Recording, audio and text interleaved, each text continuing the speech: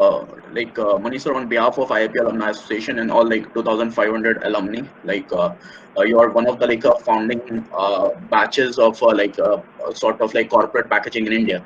So from the third batch. So it is a privilege to have you on board. So students like Manish Sharma is 1989 postgraduate from Indian Institute of Packaging, Mumbai. He has completed close to 31 years, like straight in FMCG, starting with like Unilever, then uh, Dabur, Marico, and now in Future Group. And if you have gone through his profile, so he is the one like who has spent like considerable amount of years in each and every industry. So he is not the one like who has switched at the drop of the hat. And over the years, 31 years, like 3 decades, he has employed and created opportunities for like more than you can say like more, I can say like 500 plus, or even like that number will too short. So lot many packaging professionals and all and today he is the like head of packaging development of Future Group, Big Bazaar in India, handling more than I think like more than 2,000 to 3,000 SKUs straight form. And what is peculiar about his profile and his persona is that wherever he has went, he has built the packaging development department from the scratch. And I worked in Marico, so I was a little unfortunate. I joined in 2017, and just 1 year back, he moved to a new assignment in Future Group. But whomsoever like I have heard, even like packaging and non-packaging professionals, they say he is a sort of a persona he's a entrepreneur in himself. So today it's a fortunate. We are really fortunate enough that we have packaging veteran like him and our own alum from Indian Institute of Packaging on board. Yeah, and I joined IIP Mumbai.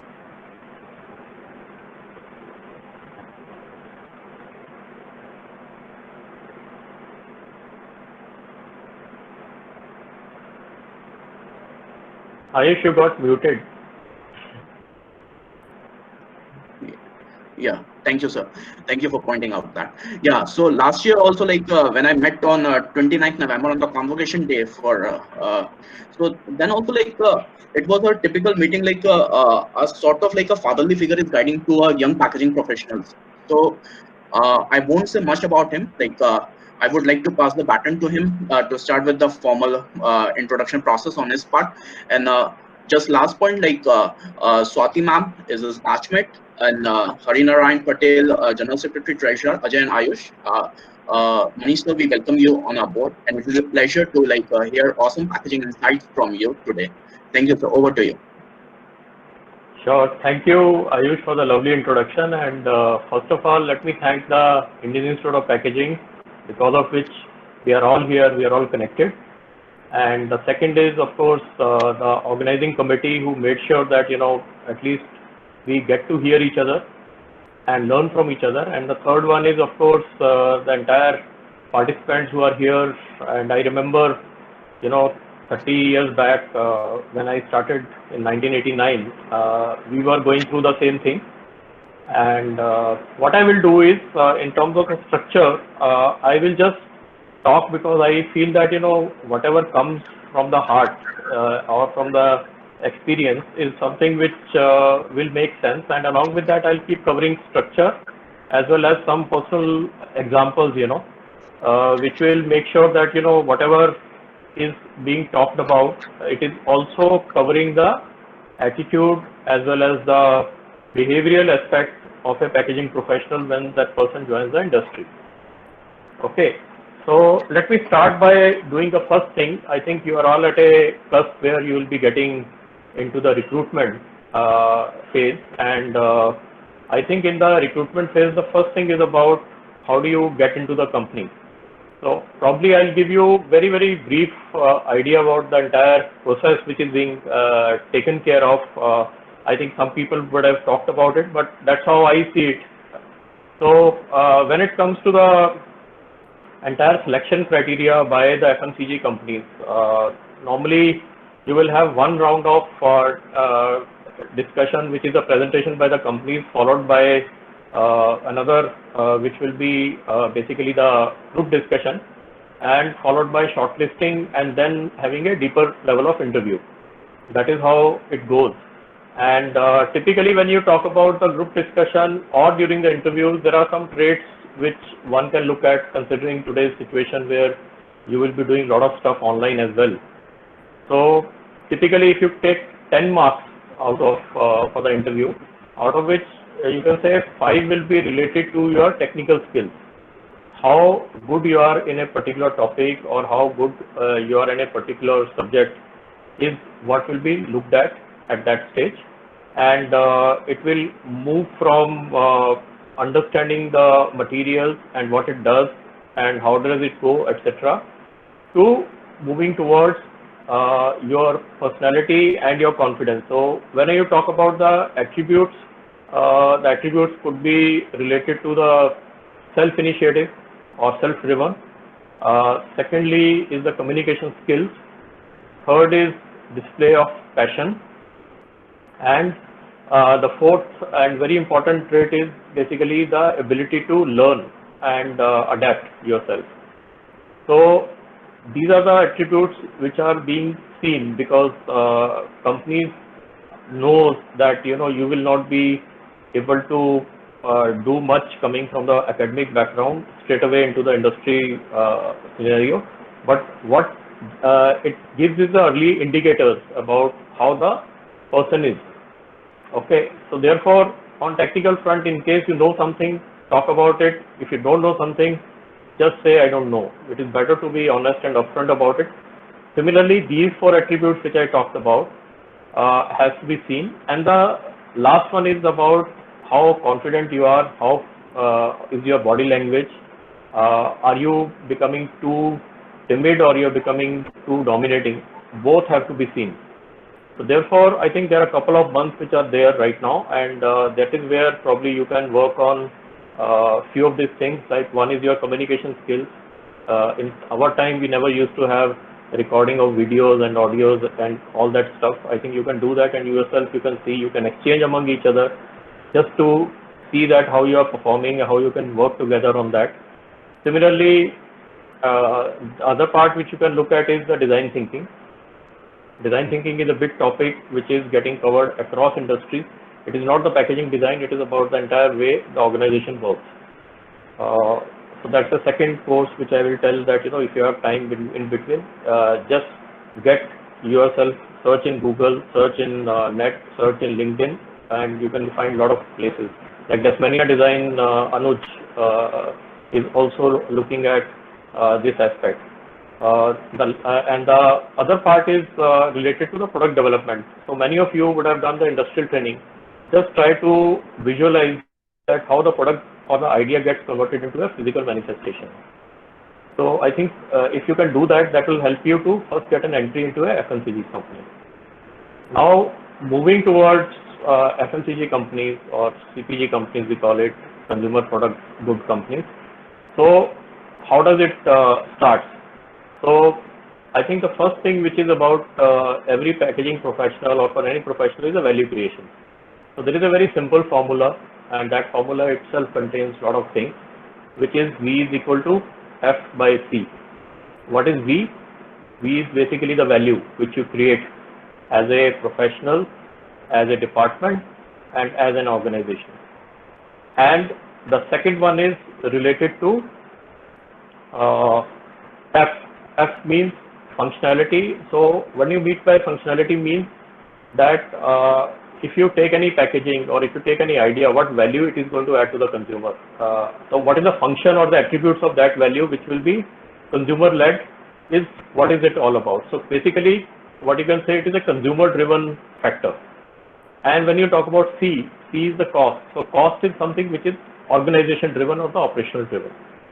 So as a professional, the most important thing is to have a maximum ratio of V always, for which sometimes you have to reduce the cost, sometimes you have to keep the cost same and increase the functionality of the packaging, or sometimes what you have to do is you have to increase a little bit of cost but give much better functionality to the given packaging. And this is bracketed by another thing which is called time. Each particular idea or a particular packaging has a particular timeline. For example, if you talk about food packaging, it might have a much longer time span as compared to a very competitive categories like shampoos, etc., where you will find that the packaging change is happening very fast. So I think this is the first thing to remember, that how do you keep creating the value on constant basis, taking care of functionality and the cost, and managing that particular thing within a time frame and the timeliness. T stands for timeliness as well as the time frame. If you are behind the schedule or behind when the industry is moving, then you will be left behind there. Okay, so this is the one part. The other part which is related to the work I will tell is, any packaging development department has got KPIs, what we call it as key process indicators, or basically key parameters on which the department stands for. So what I will do is, I will just share that with you, because it will help you to see that how you will be aligning yourself in CPG companies or FMCG companies. So the first one is the new product development support.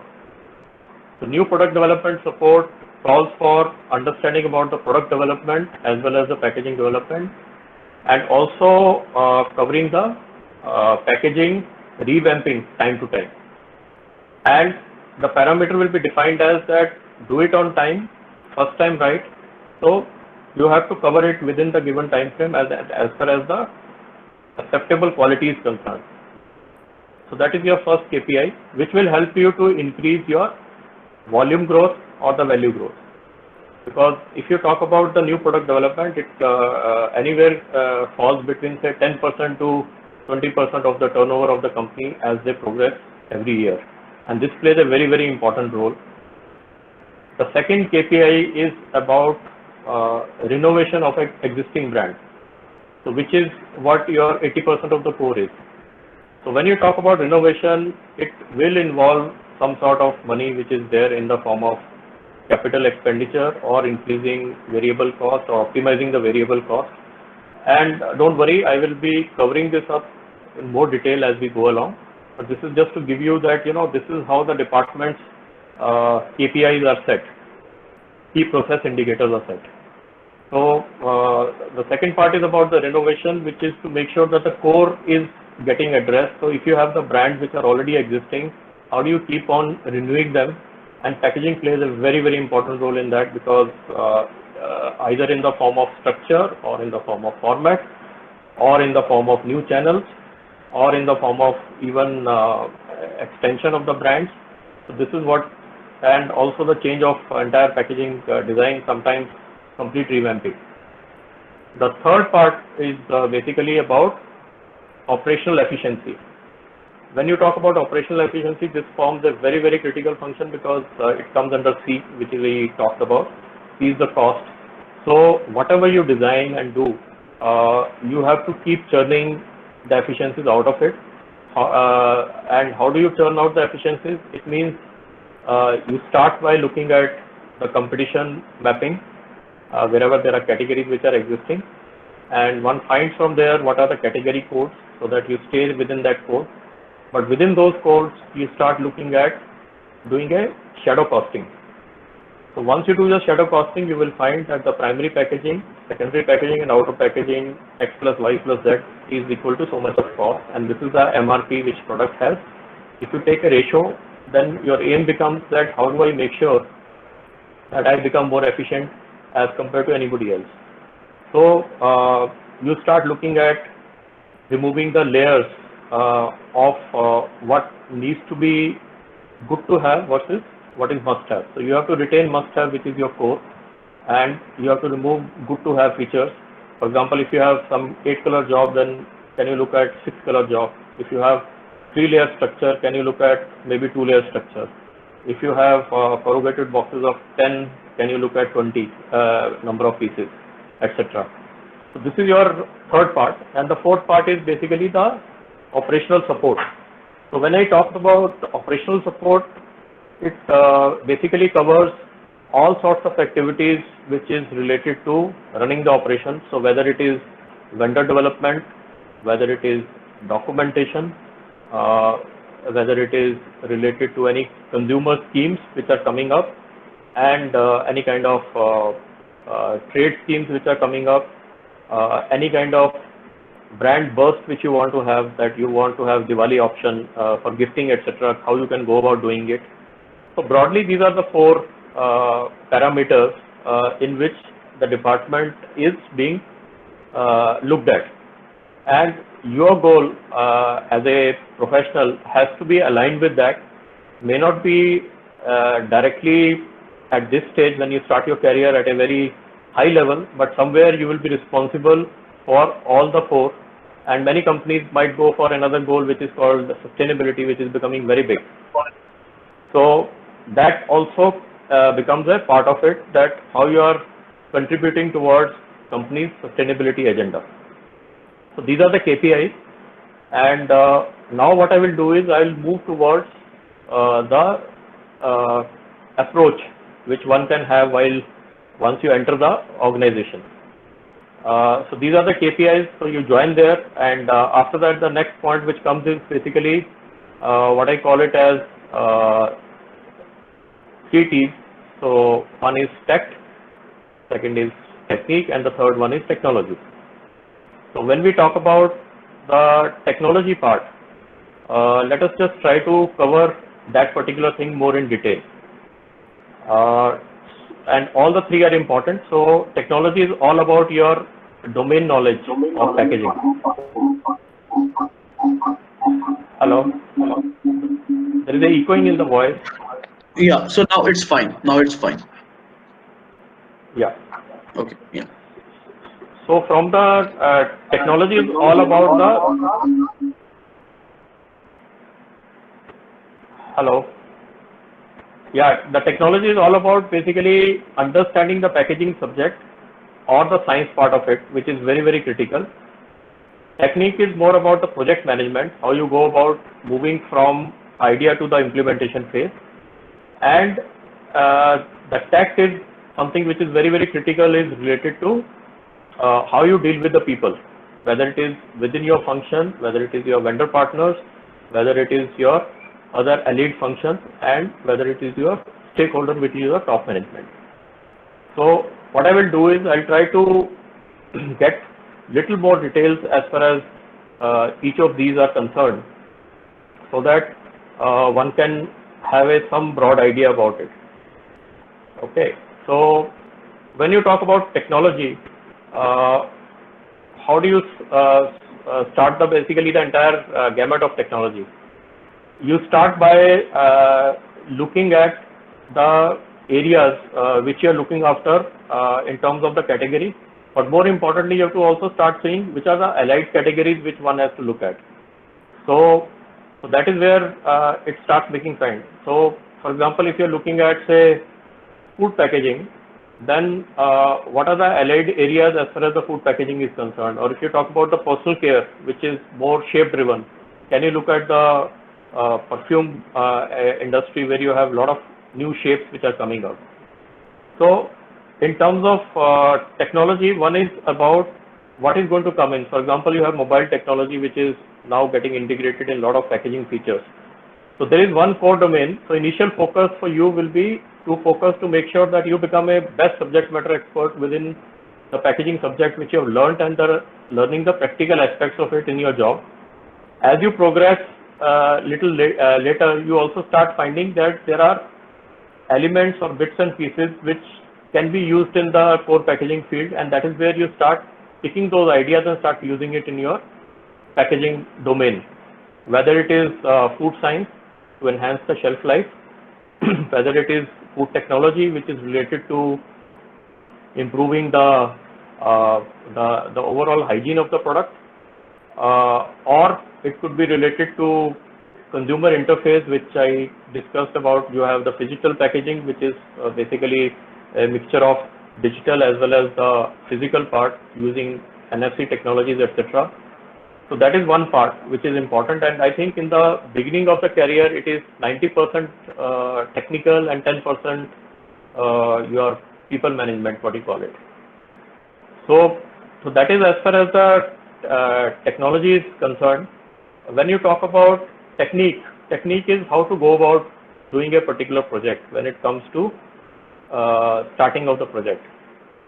And I'll be covering up also that in a detailed manner, just to give you an overall glimpse of it. And so therefore, what happens when the idea comes? The ideas can come from either marketing, or it could be from R&D, or it could be from any consumer idea.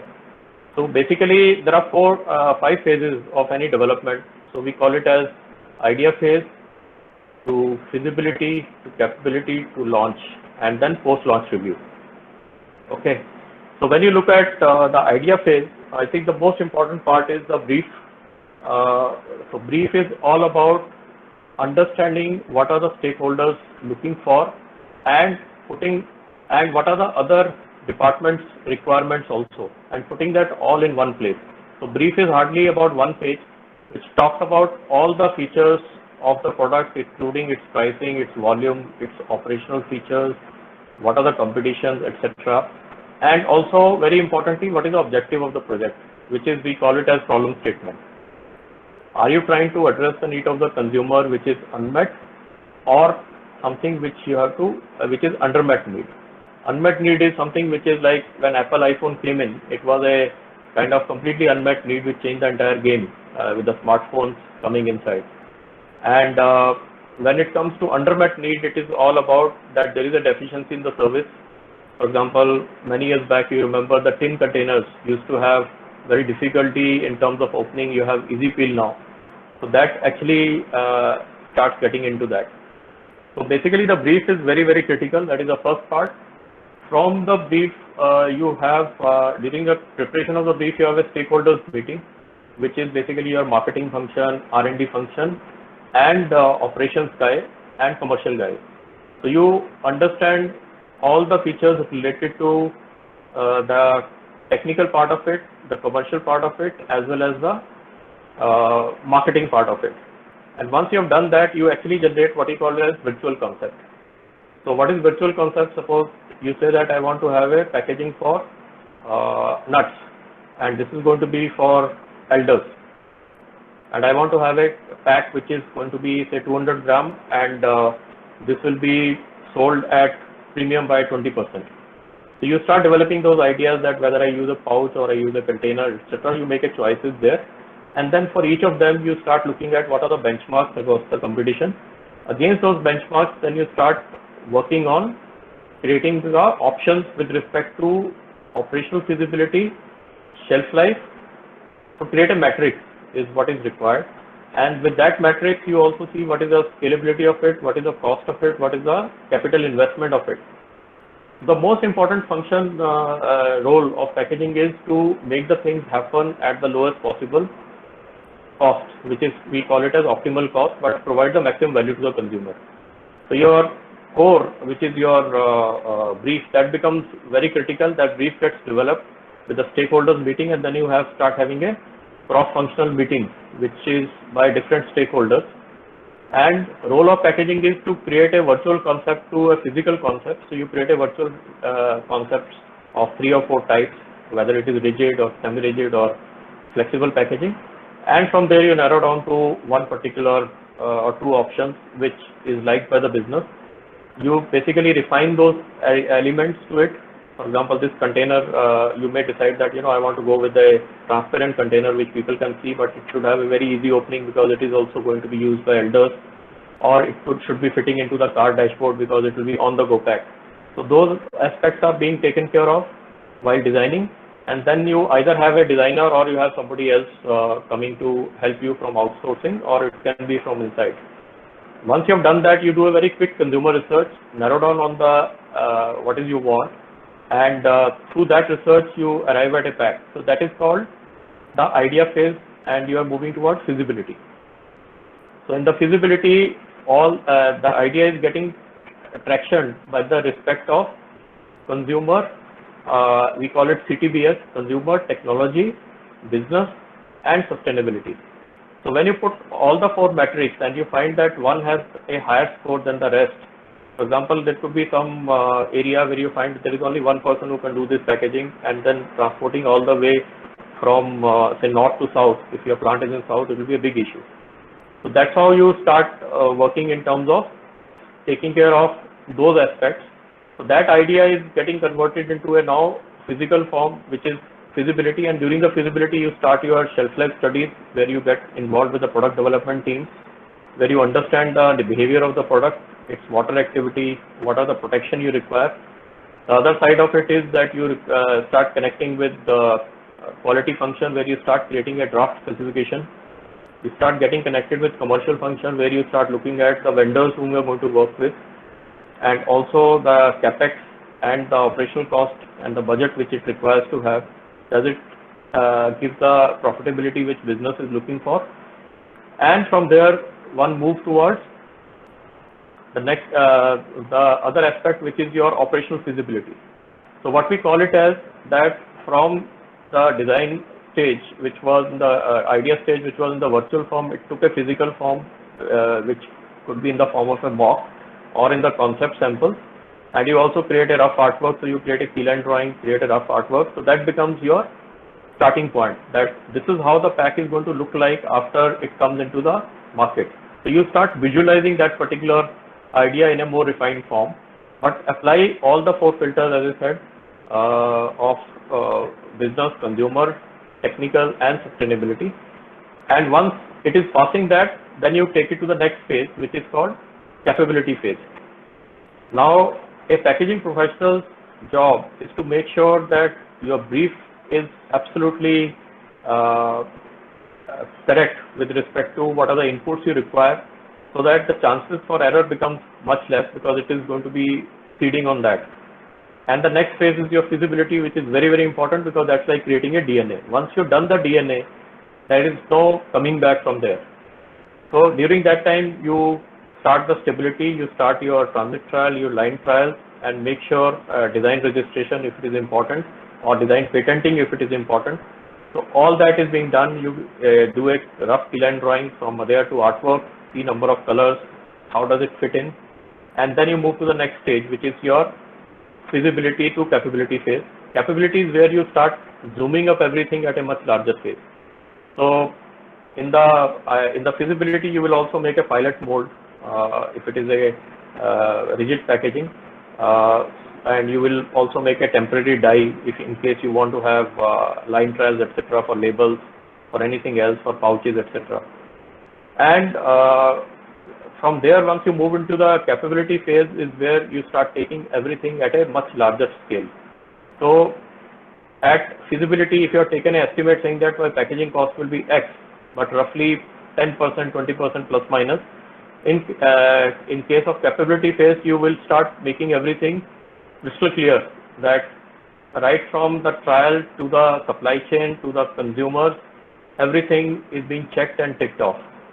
And once it is done, you move towards operationalization or launch phase, where you actually go to the market and go to the, first of all, the vendors where you are taking the production of your packaging material, moving from there to your production units, moving from there to your supply chain, and even to the market. And these things, you have to do it even at the feasibility and the capability phase, but this will be much more intense to understand what is happening in the ground reality. And once it is done, then you move towards post launch review, which is about if there are any learnings one can learn to come back from there.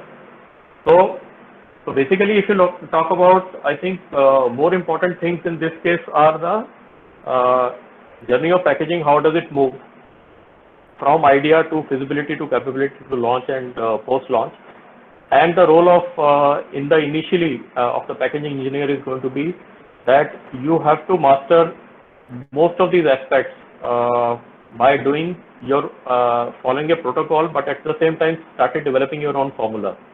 So when you, and at the same time also don't say no to any job, because the moment you start any kind of project, you will always find that some of the things will be to your liking, some of the things will not be to your liking. And even in the job also, you will find there are some aspects which are important as per you, but it is not so important from the other side. So it is important that, you know, whatever you do it thoroughly, and you start developing your own practices. So you follow the practices like in acting people does, they try to copy somebody, but you start develop your own formulas. And once you have done that, then your job is to make sure that that particular expertise which you have start expanding from individual level to your department level to beyond the department level. And one of the very important part in packaging is, which most of the professionals miss out, is basically the power of being proactive and communicating the things on time. Because and the third is power of relationship and networking. So I think that becomes also very, very critical, because so whenever we talk about the communication, it is about project management. Once you have done your steps and you're moving towards the next step, if you don't send the communication, somebody else will take the advantage of you. And if you want to be successful in your career, you have to be either hunter or you get hunted. So choice is yours. Do you want to be a hunter in your life, or you want to be a hunted? So there will be always people chasing you, but I think most important thing is to learn your skills and learn the business skills as much as possible in the beginning of your career. So both the things are very, very important. And the third very important part is understanding the consumers, and for that the best thing is to be a consumer yourself. Any product which you are going to launch in the market, first you have to see it as a consumer, doing a role play, whether I am 50 years old or I am 30 years old, whether that consumer is going to be 80 years old, how that particular person is going to be using it. If it is a kid, then you have to put everything around that. So I think the time is basically short, and one of the things which I would like to tell is I would have covered much more in with a lot of personal examples, and what I can do is I can shortly take you through that as well. But at the same time, I think it's important to have that understanding that the basic fundamentals, if you expect as a packaging professional that you need to be nurtured like your parents, or you need to be nurtured like your institute, where you see that packaging, the industry should come forward and help you. It is the other way around. You have to always start with what I can give rather than what I can get. That is one. The second part is very importantly, do you want to look at salaries, or you want to look at designation, or you want to look at companies, versus do you want to see packaging as your life? So the difference comes in that if you see packaging as a life, then the important part will be that you will be always like an entrepreneur, trying to sim or work harder than anybody else. You will be proactive, and that is the only lesson I think which is very, very important, that nature's rule, which is survival of the fittest.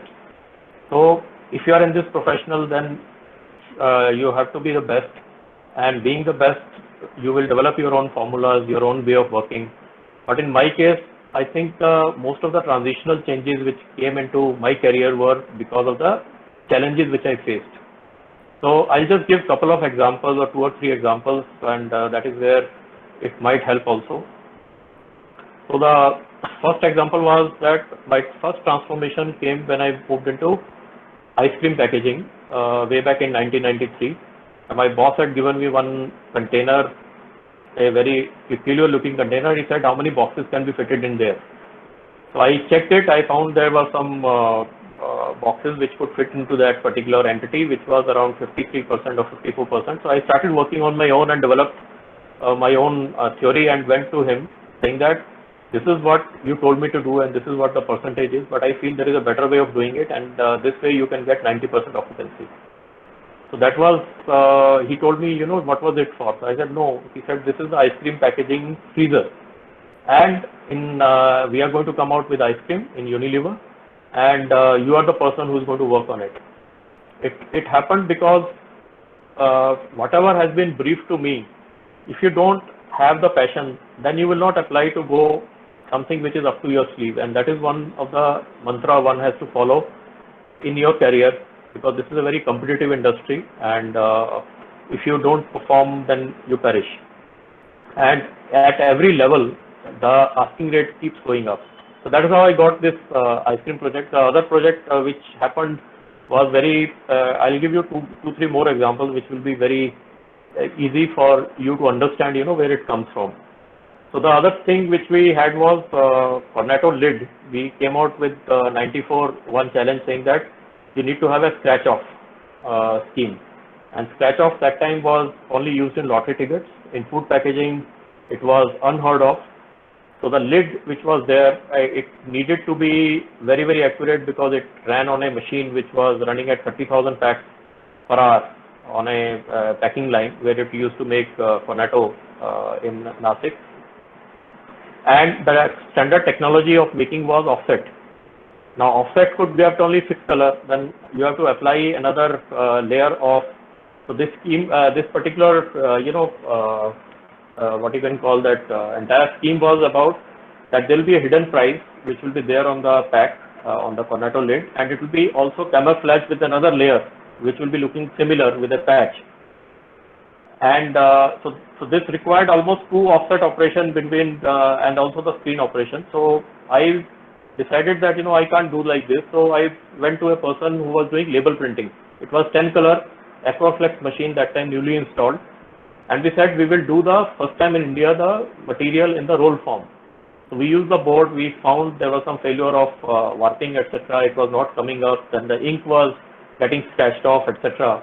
But I had to spend almost around 15-20 days moving from my office, used to be in Brookfields in Unilever, and going out and working till late night, understanding that machine, and then finally we eventually developed that entire technology. First time using 400 GSM micron board used on the labeling machine, having a rotary die punching, and having 4 colors with the scratch off ink which is having UV varnish. So this entire thing became hit, and we got almost 33% market share when we launched this particular product in the market. So I think the use of technology, which I was telling you, I think this becomes a very, very important. The other example which comes to my mind is very quickly is about another project which was Gulabari face spray with Dabur. So Gulabari used to be a rose water in a very simple form in a glass bottle, and it used to be given in a glycerin along with glycerin during the winter season, and during the summer people used to use it as it is. So in somewhere in 2007 or so, I said, why don't we use it like a spray, because now the consumers are evolving, and why don't we have a PET bottle with a spray form. So we developed that idea. We got the entire thing from UK, some part from India, some from UK. I said, let's do this. And then the biggest challenge was that the volumes were very, very small, and you need a very good amount of printing. So I spoke to a company called, there was another company in Mumbai where they were using, the sleeves were never used on what you can call it as flexo in India that time. So we said, we have a rose petal design. So we worked on with the marketing agency. We created the rose petal, and it should look like floated rose petals. So the printing was done by using a white ink screen printing. On this, the rose images were transplanted, and this shrink sleeving was done. Sleeve was done on a flexo machine for the first time again. And the entire game changed because Dabur came first, then came a lot of other people. It was one of the game changers in the industry. And that required a good amount of consumer insights, working with the agencies and other things. The other project I fondly remember is of Dabur Chyawanprash, where it used to be a very fudgy-duddy kind of pack with the thermal printing and very main pack. From there we said, how do we create a consumer connect? So we developed a shape which was more like a kamandal, which is traditional kamandal. And with that, we went to the market with the consumer research in a place called Sitapur, close to Lucknow, where we checked with the consumers. There were 2 kind of packs. One was a kamandal shape, the other one was a dumbbell shape, like a dumru. So we said, how do we work that out? And this entire thing was done very scientifically, and from there we came out with this shape, and spoonability and every aspect was checked before we designed the final pack. And then the next challenge came was the ink used to be, we said we will use pearlized ink because it will give you a divine feeling, as if something is come from top.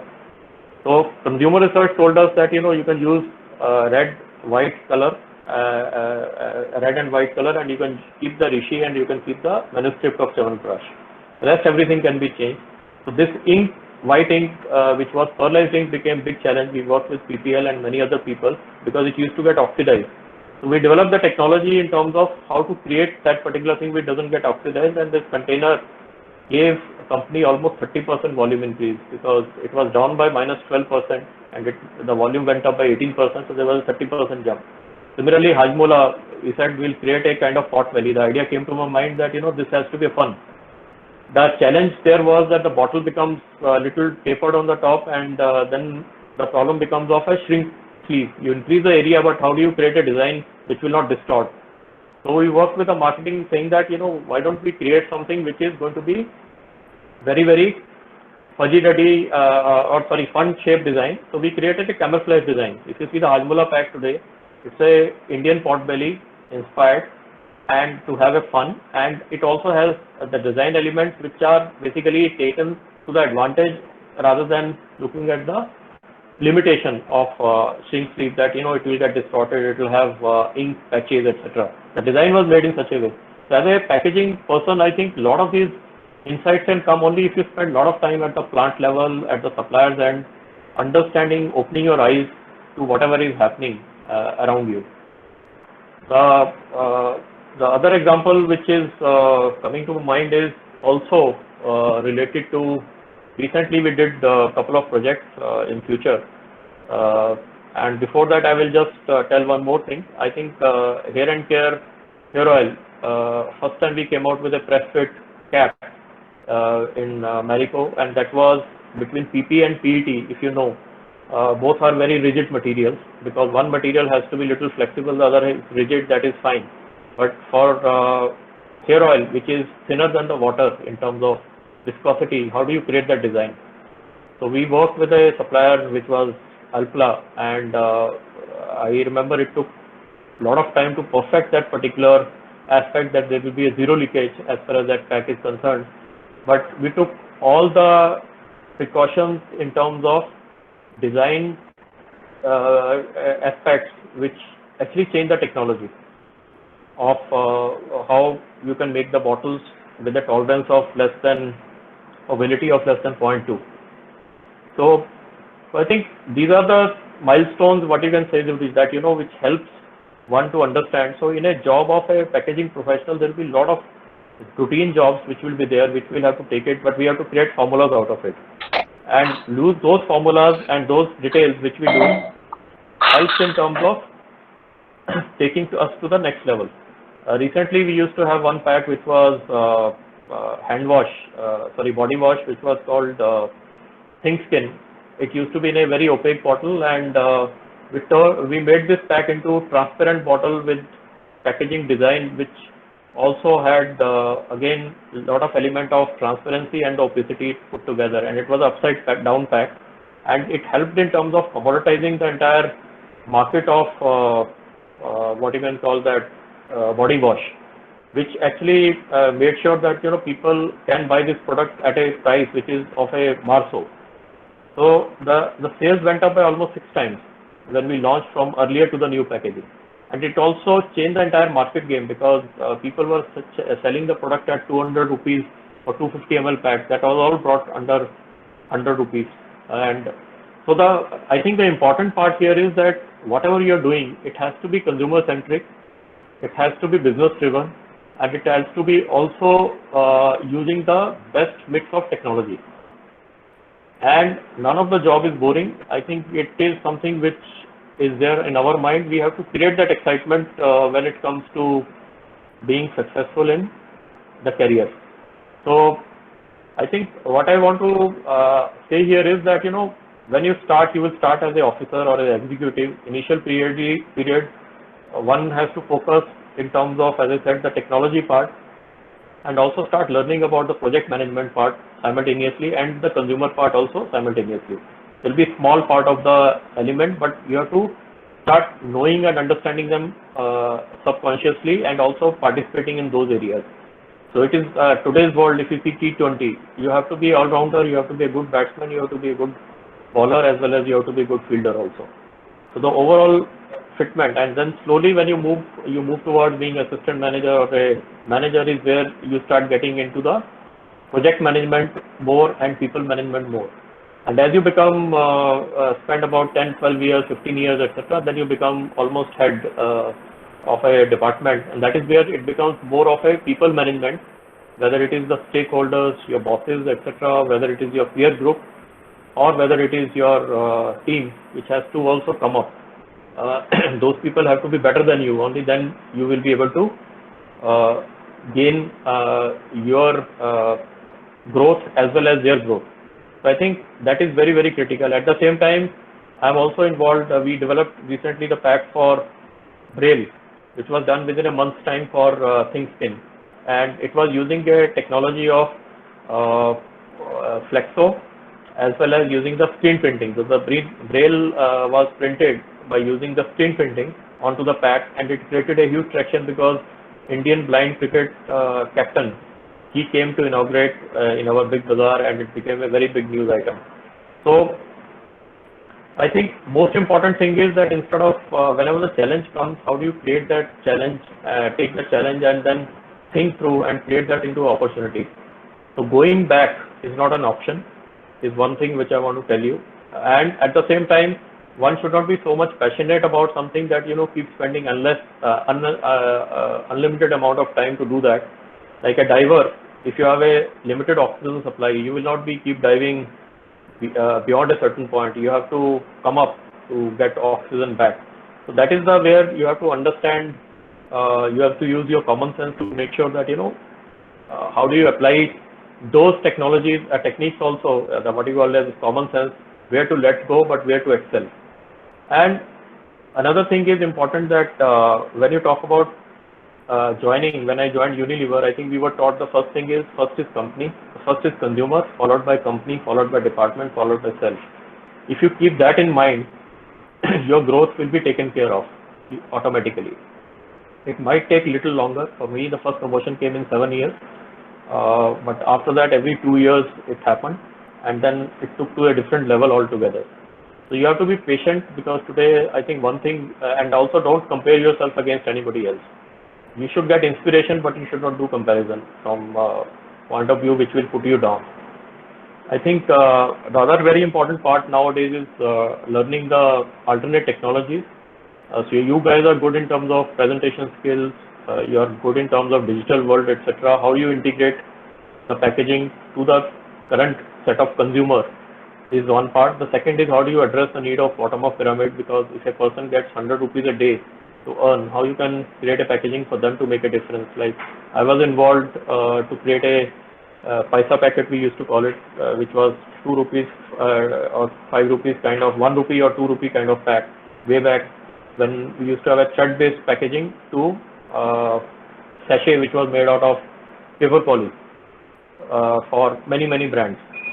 So I think that is also very critical, and you also look at how you can make sure that from the design thinking point of view, or from the design point of view, one can create options which are more related to sustainable design. So you work on the efficiency to begin with, and then also have a work plan which says that, you know, whether it will be converting into a energy or will it be converted into a something which can be reused after making it to a granule or some other form back into the you can say in consumer's life. So waste to energy, waste to matter is another very important part what one has to keep in mind. So I didn't have anything in the structure. Whatever I spoke directly from whatever was coming to me spontaneously. So if I missed out something, then please excuse me on that. And at the same time, I'll end up here and also request that if there is anything which is left out, I can ask. Now I can make this forum open for any kind of questions. Yeah, so thank you, Manish sir. Sir. Hello. Hello. I think anybody is not able to hear, so I'm just initiating. A very good evening, sir, and thank you for your brainstorming insight. I am Mahima Zamni from IIT Delhi, currently pursuing my intern at Hindustan Unilever Bombay. Today I joined this session as a moderator on behalf of IIT Delhi, and we have Anushya from Hyderabad, Anirban from Kolkata, and Abhi from Mumbai as moderators from their respective centers. So understanding the fact of mass experience you have in FMCG and the experience you have shared with us about consumer insights, how much crucial it is, I would request you to unleash and unwind our curiosity breezes about that. So if you allow me, can I proceed? Yeah, please go ahead. So as you said, as you mentioned, that one should be able to learn and adapt, and which is very crucial in our personality attributes as well as for industries. So after impact of COVID, consumer wants to explore digital intimacy like e-commerce and have no opportunity and time for browsing their preference for brands.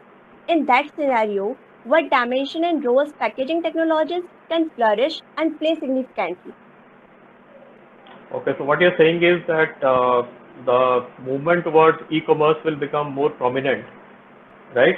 So, as Have I consumer understood? preferring no contact towards the stuff, so I think e-commerce is flourishing during this COVID. So how the FMCG and CPG industries are taking steps to adapt toward this consumer shifting of their behavior? So I think first of all, I can say that the lockdown period was the one which actually created a lot of surge in few categories like sanitizer and food product, etc. At Yes, the sir. same time, there was a practice also that where people can start putting a sanitizer even for the food product, which is generally not required. Uh, but e-commerce is definitely going to gain more, not to that extent, but to certain extent. And few of the things as a packaging technologist, I think one has to look at will be that a the packaging in terms of its integrity, whether it is from the quality perspective, you can say, or from the assurance perspective, it has to look secured, number one. Number two, it also, because it will be e-commerce, your entire branding space, etc., it has to be such that whether you sell it digitally or whether you sell it basically through the stores, etc., the key detail has to be visible. Even the artworks of the packaging might undergo a change there. And the third thing which is very, very critical is that when you talk about certain categories where you have pump-based packaging, for example, it Yes, will sir. require a lot of features like adding the reinforcement, otherwise the pump will open up. It requires maybe a kind of pack in pack, like in biscuits, many times you see there is a kind of pack which is outer cover. You remove them and then you get the access to inside bundles of 10s or 20s packs, etc. So I think another thing which I can see is that there could be a onset of either a kit-based packaging where your different needs can be put together, or and especially it will be true for the fresh food item and the packed item. It could be also a bulk pack which is doubly secured, which is having a primary and secondary kind of thing where you have to play with the cost. For example, if your outer packaging is high barrier, then you don't have to use the inside for biscuits a kind of metallized layer, for example. So I Right. think there will be a changes which will happen across different industries, and few cases it will be much faster. Okay, sir. But there is one doubt. As you said, consumers are looking for a much secure format of packaging, right? So, as consumers are eating differently and redefining the ways of doing laundry and hygiene, demanding more products which are natural and effective, and how development of packaging can fulfill these gaps. Because if I talk about the natural products, then they are very expensive. They can't afford it, but they want to use natural products and natural packaging, a sustainable packaging, disposables over residues, because there is a perception. I was reading in a newspaper that some virus retains over this plastic for that longer a period of time. So these kind of the insights are creating a much chaos in between in among consumers. So how packaging can cope with these insights? So I think a lot of awareness has to come in. For example, on COVID, when it has come in, I think one is there is a discussion about the coating which can be antimicrobial, etc. But nobody is able to develop yet. So that is something which will take time. But more importantly, when I talk about that, this will be in a favor of FMCG companies, because whatever you used to buy loose, where people used to use hands, or people used to, if you go to any grocery store where people used to use hands, etc., it is coming into the packed form. And the branded companies, because of their practices, which they adapt in terms of manufacturing, the good manufacturing practice, the hygiene practice, etc., it is that particular branded space will become much bigger as far as these areas are concerned. Till you have the solution towards the coating, etc., and there will be lot of advertisements, etc., which will also come in, whether it's a digital form or the other form, which says very clearly that which is removing the misconceptions at times, because today, because of WhatsApp, there is a lot of things which are coming that this particular virus will stay on this particular packaging for much longer time. But as far as the reality is concerned, a lot of companies will have to start publishing the data with actual reality, saying that is that the case or it's not the case? Is it a perception? So three things. One is your coating, which will take time. The second is, of course, the double coat, which gives you that assurance. And the third one will be a lot of advertising or self-promotion or etc., which talks about the good practices. So you may find a lot of companies, rather than advertising with the models, they might start showing the facilities in their advertisement, saying that this is how we pack, this is how we take care of these products. Yes, as in Dettol, they mentioned that it is efficient enough to beat the coronavirus or some sort of antibacterial. So people are moving towards using Dettol even before washing the clothes. So the areas of doing experimentation and general activities are changing day by day. And say, I'm in home care department, I have seen detergent pods, and they are very trend these days, depicting zero plastic packaging solutions, but they are very expensive too. So what could be the affordable future format for Indian market in the same space? The pod is expensive because it comes from either US or it comes from China. So there are possibilities that people will start developing those technologies even in India, which is a hydrosol technology, and that will surely help. The only thing is that anything which is not in the affordable range, economy is going to be one of the key factors when it comes to India, because the economic situation where people are having less amount of income to spare, they will be sparing, getting into the things very, very carefully in terms of spending. So what you need is the forms and the format which are coming under the affordable gamut of things. I don't think if you are earning a certain amount and if you find that this particular thing can be done, for example, pod, if you say if it's going to cost maybe 28 rupees, which Tide has, for example, when you get that tax per pod, nobody is going to do that because your per wash cost is hardly 5 to 6 rupees. So why will you pay for that?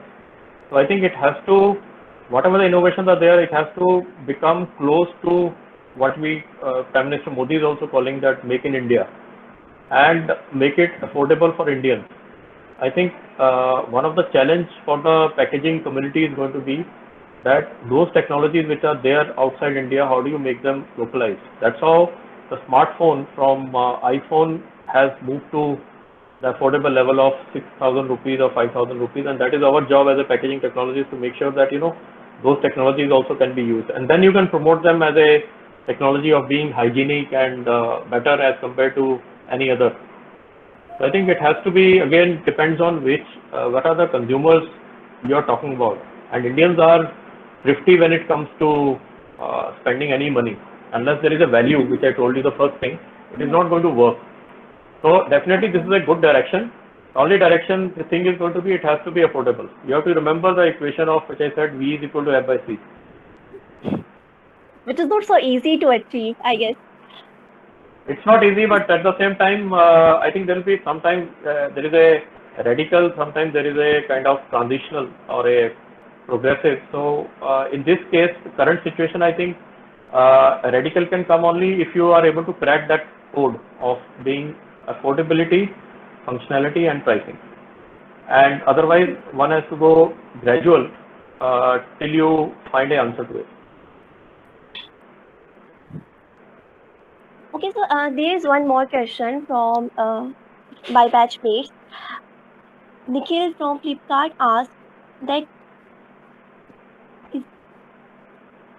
Hello. Hello, not able to hear you. Yeah, just come again. Hello. Yeah, Mahima, you Yeah. can go on. We are able to hear you. Please go on. So he asked, as the rise of packaging industry post COVID, which one will have a huge impact and which will grow on faster rate? That you have already mentioned that e-commerce gonna be at very high pace. For example, what are the steps taken by FMCG to compete with the e-commerce? See, FMCG will have more number of channels to reach consumers. It is not that your brick and mortar level, model will go away. The way the transition is going to be is that, which we are finding during COVID also, that there are a lot of stores which are physically present. They were not connected digitally, and they are getting connected digitally. That is one part. The second thing is, I think the supply chain is getting redefined, which is go direct in many cases. So other than e-commerce companies, you will also find that companies have started using Swiggy or Zomato and those kind of services, where you traditionally FMCG industry used to have a system where from factory it will go to C&FA, clearing and forwarding agent. From there it will go to the distributor, to the redistributor, to the retailer. The entire chain is going to cut down. So what is going to happen is, to reach to the consumers, there will be multiple channels to reach, which e-commerce companies also operate digitally. Here it will be physical and digital combination as far as the FMCG companies are concerned. Okay, so it's an icebreaker situation. So sir, that's all from my side. So I would like to have Anushya to continue from here. Over to you, Anushya. Good evening, sir. Good evening. So I would like to ask you a question. Like, recently you have launched a Voom product, which is a detergent. So that has a good self-stackability design. So how can we as a fresher can initiate that, inculcate new ideas, sir? So it's a very good question. I think how this insight came to my mind was that when we were looking at washing category, we looked at a lot of consumer, what you can say, that competition studies, including India and outside India, and we found that a packaging which people can recognize even in the form of a shadow. Which means if you see the Coke bottle in a shadow, you will understand very clearly that this is a Coke bottle, and that's what we used to say in packaging many years back. That how do you create a consumer connectivity which is emotional? And I think I left that part in my talk, but that is very, very important. And this insight came from there, saying that washing machine, especially semi-automatic washing machine, is something which people, most of the Indians are used to because they have evolved from there to maybe front end and the top end, etc. The second thing is, when you talk about modern trade stores, you will find there is a huge floor space which is there. And then how do you make sure that, not only you use the shelf, but you also use basically a mechanism of stacking one above the other up to level 4. And how do you merchandise that particular part to create that particular thing? So this was a powder pack which we designed, and we made sure that, it goes through multiple level of iteration. And we did it in a smart way. We didn't spend too much of money. This was more like instead of advertising through TV and other things, you actually put that advertising money into this particular format. So I think as a packaging technologist, what is very important is that whatever the idea comes to your mind, that has to be connecting with the consumer, and that is where you have to keep looking forward to what that category of consumer will be able to identify, and how do you create that particular window where you have first movement and second movement and third movement of truth, what you call it as. So I think it's important, what we call it as species, we call it as when it comes to packaging shapes and formats. How do you create a species equivalent connect? When you look at species, you see a shadow of a lion or you see a shadow of a snake, etc. You can make out. How do you create those packs which can be defined by the forms, which makes it different, and it is also useful. It has to give a value.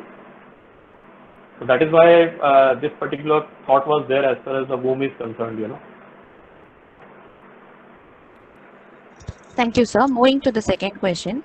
Now, if we see, we have like biodegradable spoons people are creating from India, but then we can't see it in Indian market. we majorly they are exported from our country. So why is that Indian market we can't achieve all those, I mean the biodegradability spoon or else the pods or the water globules in the Indian market? Is there any lack in the operation or something else like consumer behavior? I don't think, and that is the job which probably when you guys are joining, I think that is a challenge which you will have to join along with the rest of us to make sure that how do you create that thing which is more affordable.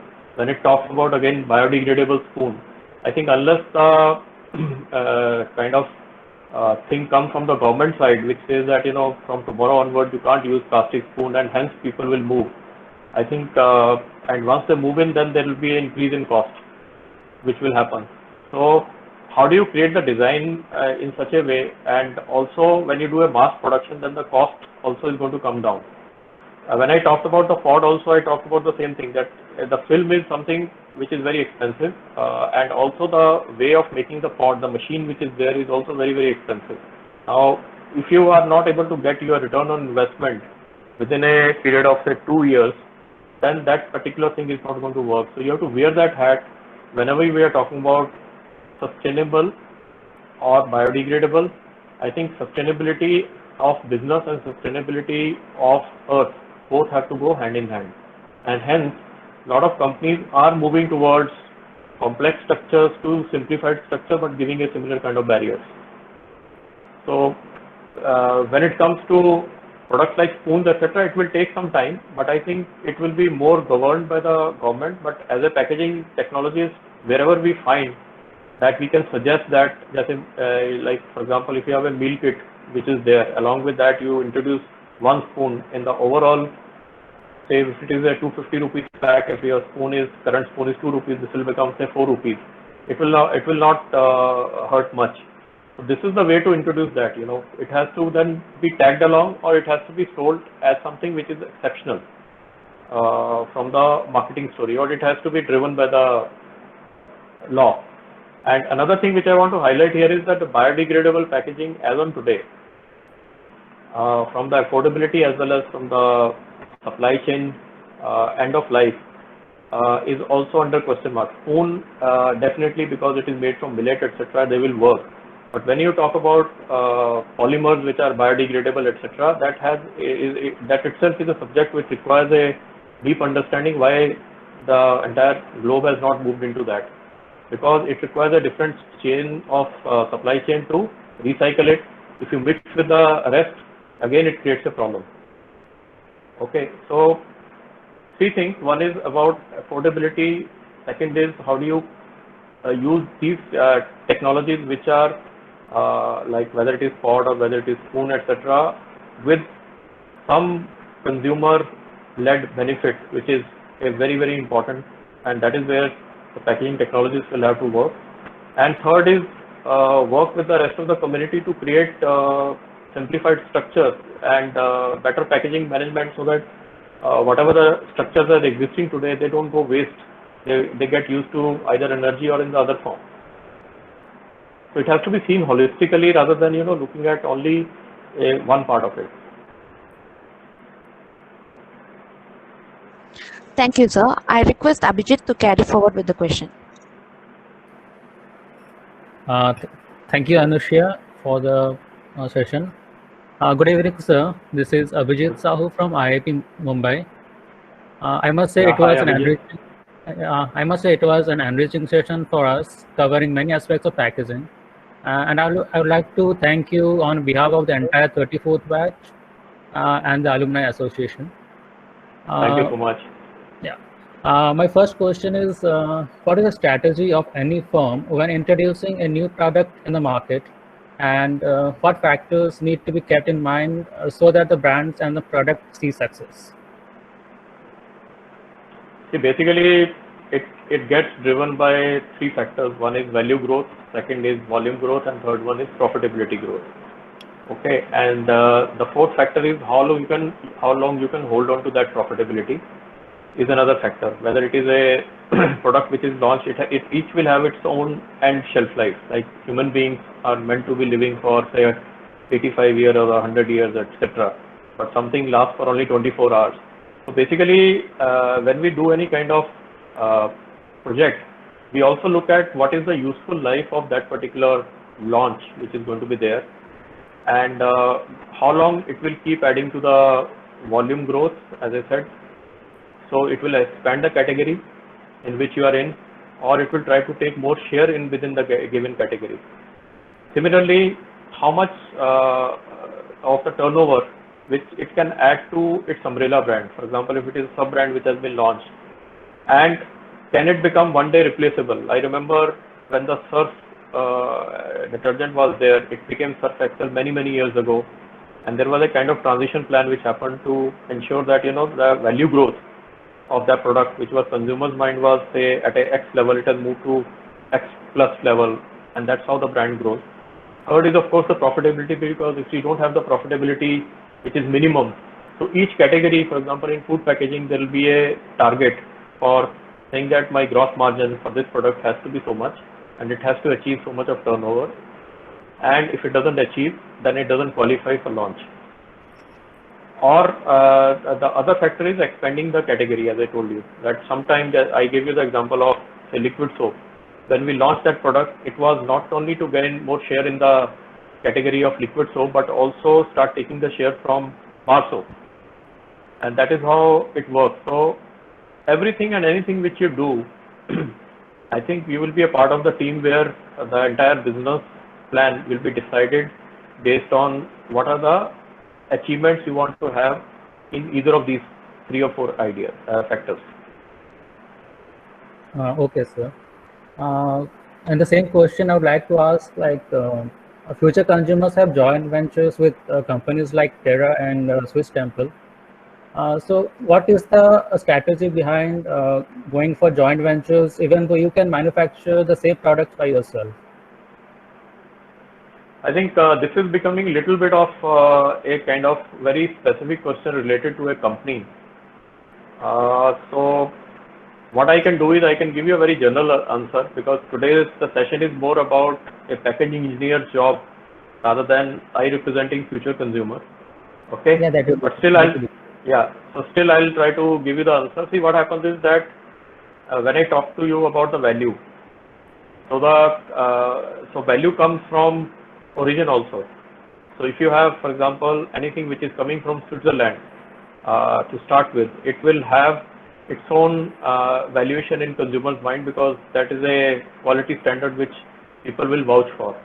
And these formulations, when they check it, when they see it on people, etc., their stringency in terms of tests, their stringency in terms of formulations, etc., are much more stringent over there. And it helps actually that instead of you developing something from the scratch, and they are looking forward to expanding the market other than Europe. So that's how it becomes a natural thing, that we help them to get the market, which is important, and we have an access to the product and the formulations or the recipes which people will find it superior as compared to what they're used to in Indian market. And many of these things, once they start making, it reaches to a critical mass, and they get transferred to India in terms of manufacturing, etc. Okay, sir. Next question is, in product life cycle, a product goes through several stages like product introduction, growth, maturity, and decline. Sometimes after maturity, we go for product extension. So what is your view on product extension, and how do we pursue it? See, as far as the product, first of all, you have to understand, you will be knowing there is something called parabola, you must be aware of, right? Yes, sir. So parabola has got a decline curve, which if you introduce the product or the extension, anything, so it's like, when you are young, you can take a lot of things to your account, and this is how happens in the product also. When it starts, it's like a child, and then it goes to a younger stage where it starts getting into a level where you start selling well, and that is the best time to introduce the variants, and that also has to be thought through and logically driven. The moment you try to build any further variants at the time when the product is declining, that is not the good time to have it. So you have to keep following a parabolic curve where your what you can say that that angle remains around 45 degrees at the end of it, or 60 degrees. So before the product goes into a decline, you have to introduce the next variant if you find it works. So normally what companies have is a strategy of having a core and periphery. If you look at ice cream, you will find that vanilla, chocolate are the two very popular ice creams, and the rest of the ice creams you will find, or mango you can say, and the rest of the ice cream will keep changing within the varianting. So there are strategies to say that I will protect the core, but I will keep introducing variant, and it will have its own short life, and then it will move to the next one. So it is not that it happens at the decline stage. It has to be at the time when the product is still young, or the period is still young. And out of that, you will find some of them becomes a much bigger brand than the basic brands. That also happens, that the mother brand has taken backseat, and the child brand has become bigger, and then that becomes the new brand. In extension to that question, can we proceed with introduction of the same product with a different brand instead of extending the product? See, what happens is that there is something called brand key or brand tree. Different companies have a different strategy. The brand is like a personality. So it has a certain personality, whether it is for young people, whether it is vibrant, whether it is serious. So there are a lot of psychometry to the brand building exercise which is being done, and the company spends years and years in terms of doing a market research to create a brand key. And brand key has who are my core consumers, who are my extended consumers, what are the brand promises, where it needs to go, where it doesn't have to go. Can a serious brand be too much of fun or fudgy-duddy, or can something which is fun can become very plain? It's like a person as a family. So each brand has a thing which is called code for a brand. Any product which you introduce, it has to fit into that brand code, either in the form as it is or its future expandable form. So when you design a brand key, it is taking care of your present as well as the next 5 years how the brand is going to be. So normally the strategies are defined that way, 5 to 10 years, how you look at the brand expanding. If it fits into that, if it meets that promise with respect to consumer profiles, with respect to connectivity with the consumer, because brand is all about emotional connect with the consumer. If it doesn't fit, it is out. It's very simple actually. Thank you, sir. My next question is, what new technologies can we expect to see in near future in different packaging formats, and how do we keep ourselves up to date with these? Is the internet as far as the new technologies are concerned, I can give you a glimpse, but I think that is where you guys will have to start digging the earth and start finding what are the new technologies which will emerge, rather than we talking about it, because I think beyond a point, it should not become a kind of situation where it is like a spoon feeding, where you will not be able to give your best out. But still I will, so the point is not to discourage you, but the point is to make sure that you know, each of you make your own mark when it comes to the newer technologies. So few of the technologies I'll talk about. For example, one of the technology which is emerging is digital, which is about creating a augmented reality based packaging and using a smartphone. So you can't have all the information in the label or whatever the pack you have. So basically you start creating those parameters through the encrypted code which is being used, and once you use NFC, that particular thing gets activated, and it doesn't have to be the ink, it has to be done at the time of processing. So that's the new technology. So it will open up the feature for the product, that where it is originated from, what all it can be used for, what are the promotions you can give. It can interact with the consumers. We also worked on products which will have a sensors where you, when you pass through, it will start talking to you. So that is one part of the technology which is more about using a digital interface. The other technology is science driven, which is more about how do you enhance the shelf life or the freshness of the product. So there are different coatings now which are coming up, whether it is to the tune of on the product itself and the process itself. So I think in your web series, which we had another PackMeet series, we also had somebody who talked about using different technologies for the product shelf life enhancement and packaging, contributing to that. That will become very, very prominent in that people want fresh product, they want more natural product and minimum interfered product. So that is another. So that is where packaging and product will come together. The digital is the second one. The third will be your simplified structures using the coating. So instead of using say 3 layer of material, metallized, which is become difficult to remove. So it will be moving towards, say for example, SiO2 technology, which is emerging, silicon dioxide, which is now being also made in India.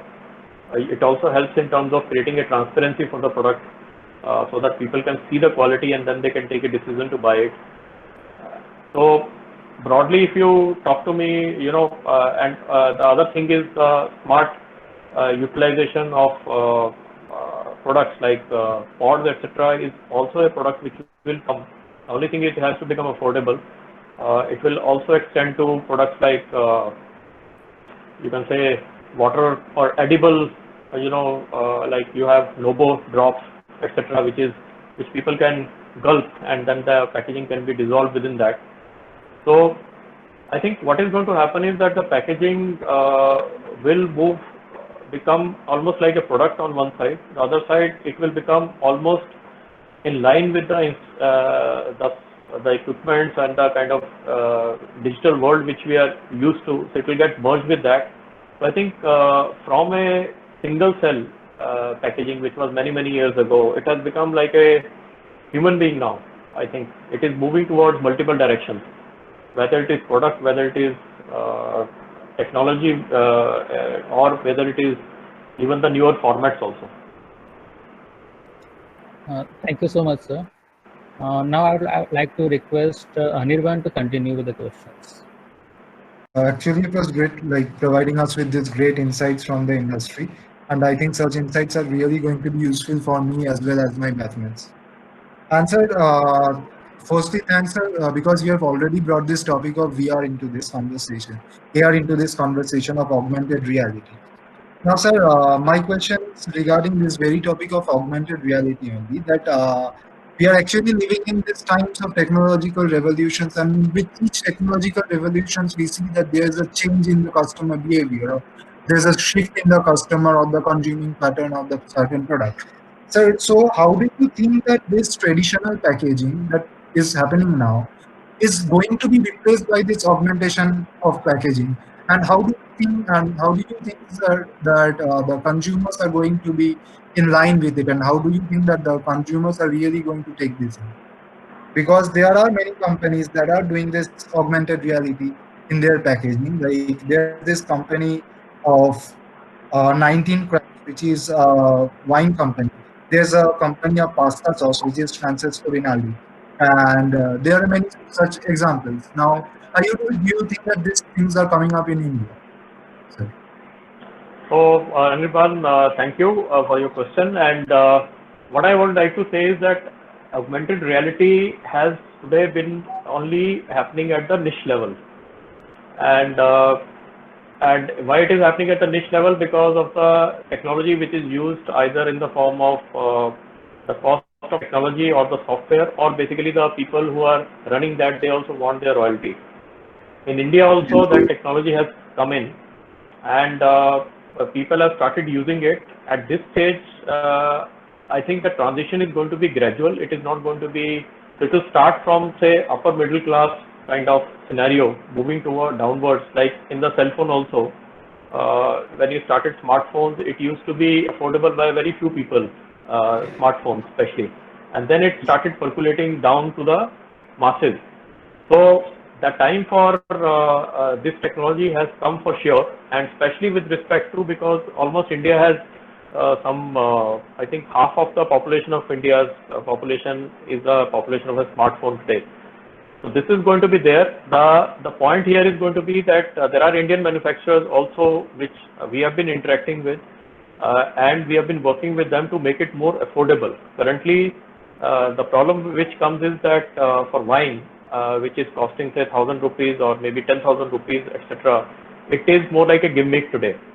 How do you create that particular gimmick into a everyday life? And that requires 2-3 things. One will be, how do you find a simpler technology to deliver the same result?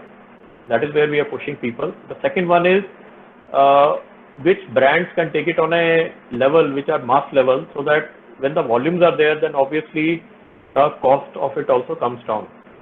But it's a reality. It is going to be coming very soon, and you will find that maybe it is starting with the gifts, etc., in Indian context in the market during Diwali.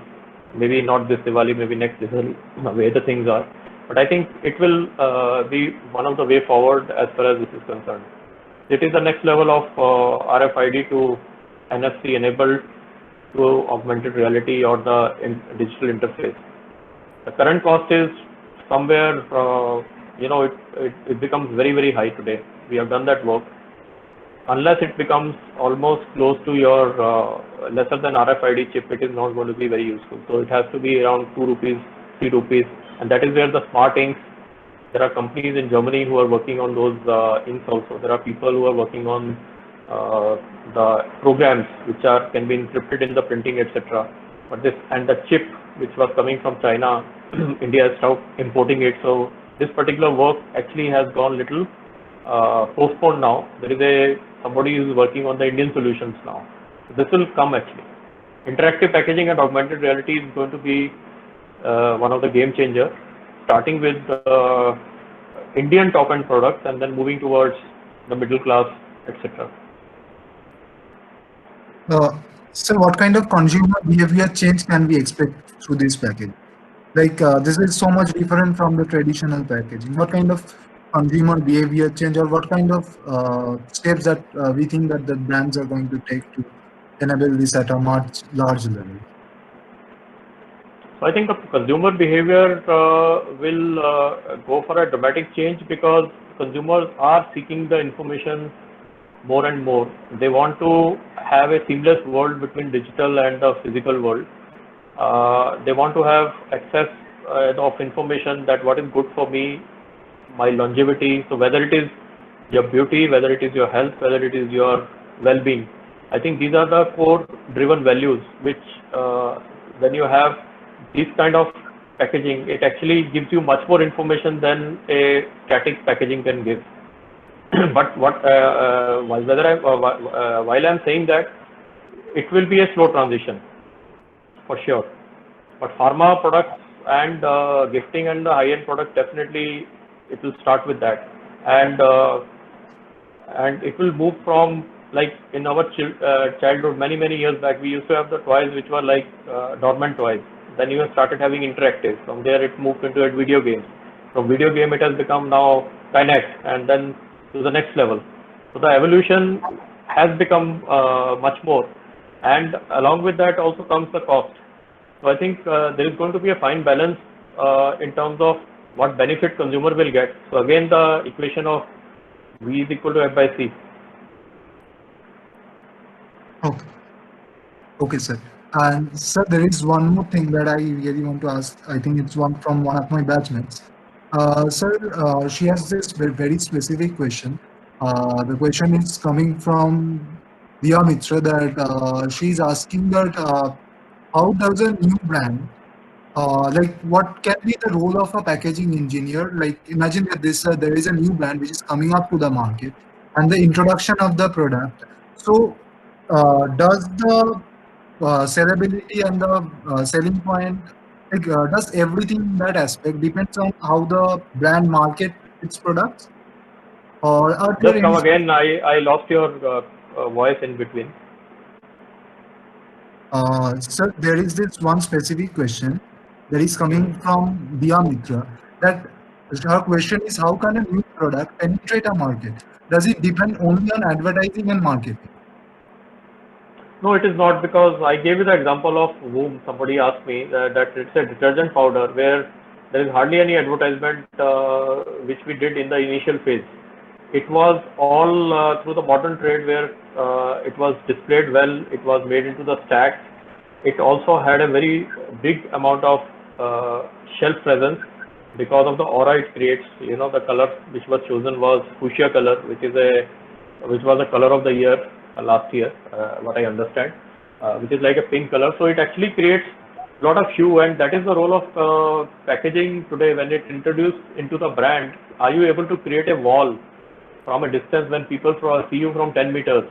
Can they come feel attracted to come to you? That is your first moment of truth. And when you see the kind of hold it, are you able to get more sensories which are getting engaged with that, which is your eyes, your sound or touch or smell, depending on which category you are in. And when you use the product, what is your experience about it? So it doesn't have to be through the advertisement, which is traditional. It is also done by the word of mouth today. It is done through the digital world. It is done through you visiting the store. So I think a lot of referral system, whether it is direct or digital, is also a lot of products are being manufactured today and Yes, sir. marketed. Yes, sir, definitely. And sir, but all of these are some of the other medium of marketing channels, like be it a digital marketing channel or be it this offline marketing channel. Like each of these are definite some or the other marketing channels that you are talking about. Yeah, ultimately, see, there are stages of consumers. One is you have a very transactional relationship with the consumers as a brand. The second one is little more long term, where you have certain amount of emotional connect. The power of the brand becomes important when consumer becomes your salesman, and that is what most of the good FMCG companies does. They make consumer vouch for their product, and they help in terms of selling to others. So when it comes to, I think the sales, the traditional method of advertisement, etc., which you used to see the TV ads, etc., that is now the print ads, TV ads, and it is becoming more of a personalized experience, which is getting expanded because you have a lot of influencers today in Instagram. You have a lot of influencers which are otherwise being used. So a lot of companies are now using, especially in food products and other products, instead of using the celebrities or the film stars, they are also using the influencers, which are very powerful in social media, where people talk about their personalized experience rather than just trying to sell the product. Yes, sir, definitely. Thank you, sir. Thank you, sir. And sir, there is this one more question that's coming from Nikhil Dhingra. And this question is, what will be the role and growth of packaging technologies in hardcore logistics companies such as Delivery or DHL? Delivery or DHL. just come again. Again your voice got muted. Sir, what will be the role and growth of packaging technologies in hardcore logistics companies such as Delivery or DHL? DHS, okay, Yes. DHL and delivery, okay. So I think I think, the sir, role of the what we are talking about that with the advent of RFID and the system of embracing and the system of tracking the product throughout its journey, like what can be the key players or what can be the key factors that are going to determine the growth and the of both the industry as well as the professionals working in that sector? see, as far as I think when it comes to packaging, logistics has a separate vertical or a supply chain, what you can call it as. And supply chain is something which you can say, as compared to FMCG, if you find your skill set will be used, it will be more towards either using, finding a new ways of creating more information or making it cheaper. So I think the efficiency is going to play a very, very important role. There it will be more of a efficiency model which will be governing as far as your career in logistics firms are concerned, and your speed of delivery and your flexibility in terms of making what you want to give. For example, if you want to make some 10 pieces to be delivered versus maybe 100,000 to be delivered, how do you deliver that in a shortest possible time at the best possible cost? And during doing that, how you can use the science and technology which has not been used. So those kind of innovations may come once in a while, but you will be doing more of an operational job. And as a packaging technologist, what I will recommend is that one should not be shy of moving from one department to another, because unless you do that, you will not be able to get the other side of it, which is very, very important as you grow in terms of your profession. Have I answered it? Yes, sir. Thank you, sir. Thank you, sir. It was definitely answered. Thank you, Yeah, sir. so thank you, Anirban. Moving on to Prachi. Prachi, can you unmute and can you switch on your video? So you have a question regarding roles and responsibilities of packaging engineer in FMCG. Prachi, over to you. Good evening, sir. Thank you so much for this session and the time that you have given us. This is Prachi from IIT Delhi. Thank you. Actually, this is a question that is regarding what I have experienced during my internship in Reckitt Benckiser, something that usually comes up with people who are new to this field. Like, since we are freshers in this field, we're expected to come up with new ideas while working under brands, right? Like, we're supposed to bring up new packaging material or sustainable options or more innovations. And as we work around the competitor product while benchmarking them, generally we do come up with an idea, but then later it's found that either that idea is already existing or the marketing does not approve or it is not feasible currently. And this usually builds a roadblock which we being new in this field, we do not, as we lack experience, we're not able to overcome. So how are we supposed to actually overcome this roadblock and move forward? Okay, very good question actually. And what I will say is that, first of all, there will be always a mortality of ideas. So if there are 100 ideas which are given, out of which maybe there will be survival of only one idea. And that is the first thing one has to understand, because what happens is that idea, when it becomes a brand and related to a kind of brand, then it has to, I gave you those probes saying that there is a consumer side to it, there is a business side to it, and there is a technology side to it. So whatever you are trying to do, you have to create a rough roadmap in terms of, even if it is a job of a commercial function, but you should have enough understanding that how much it is going to cost. And similarly, you have to interface with marketing to see how much it is going to be priced at, who are the key competitions. So that is why I told in the beginning that the brief, the quality of the brief and the stakeholder interview in the beginning becomes very, very important, which will help you to create a model which you will find that it is not the idea. See, idea is only 5% in reality. And almost 25% is planning and almost 70% is your execution. That's how the world mathematics talks about. And but within that also, if you come with the data and if you do a little bit of homework by wearing the hat of allied functions who are going to resist you, then your ideas will survive much better.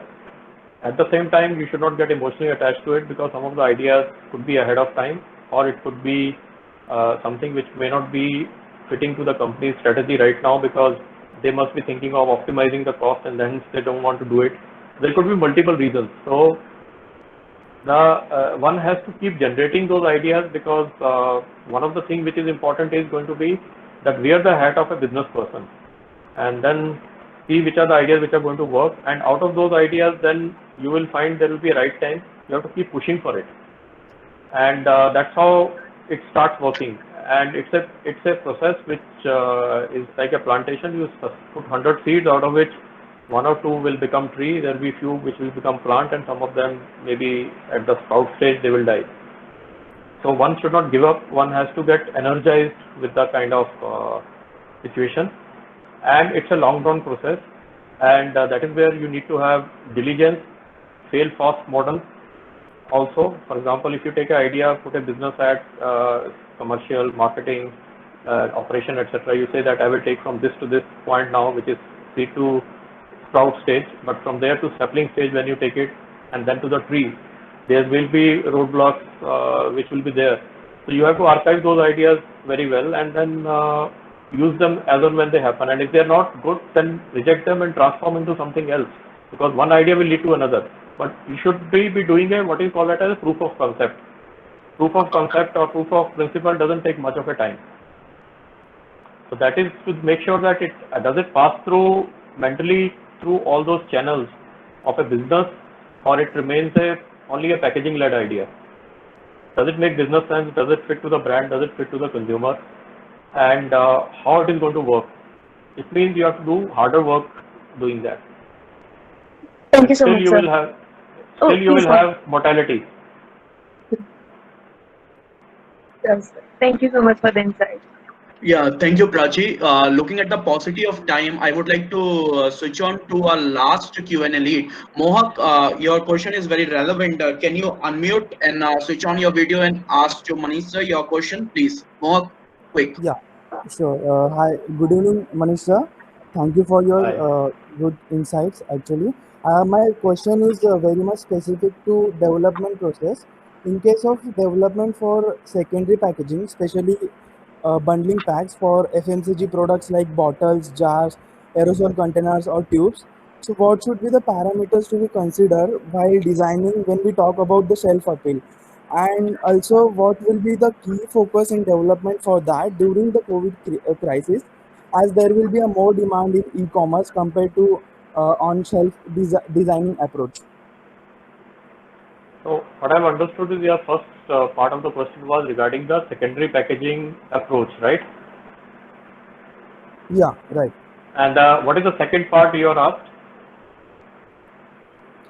So, in this COVID crisis, as there will be a more demand in e-commerce compared to the shelf design, shelf options.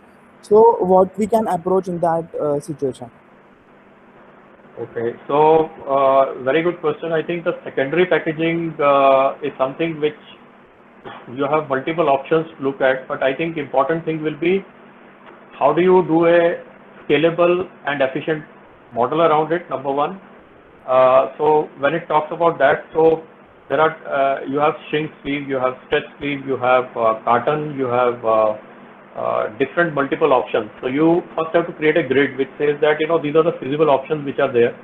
Out of these feasible options, these are the costs and these are the scalability norms, which means if my operation goes from speed of 10 packs per minute of secondary packaging to maybe 50 or 100, which I can expect in few months, will it be still working or will it become obsolete? So that's another point. The third is, of course, in the COVID time, it is going to be capex. So wherever you find that the idea can be with the least amount of capex, so you can actually start with that and then move on to the idea once it scales up to the where the capex can be little high, but your variable cost comes down. From the consumer perspective, you also see secondary packaging is used for unitizing or it can be used for selling to the end consumer. So when it comes to unitizing, I think it is important to be as efficient as possible and whether it is your banding, whether it is your shrink rather than using a carton, etc. So try to go with less amount of that, but try to seal it around so that e-commerce consumers find that something which is there which they can use, which is covered from all sides. So in e-commerce you may have to apply a different strategy, but if it is not for the e-commerce, otherwise you have to go with the most efficient model. The other part is going to be if it is for the end consumer, then how do you incorporate smartly maybe a hybrid combinations where you have maybe a part of printed interface which is consumer led. It could be a band, it could be a handle, or it could be a kind of sticker, or it could be even in the carton which can be ripped off. So depending on which category you are, for example, if you are in beer, etc., you will find that the cost of product will allow you to have a good carton, which will be very tempting to look at. That is what can be given. But at the same time, if you are looking at very basic category, then it has to be maybe a carton sleeve, which can be only very functional, where consumer can see the primary packaging also. So I think as far as secondary packaging is concerned, again it depends on who are the end consumers, what are your channels you're going to sell it through, and you have to keep in mind the scalability and the efficiency.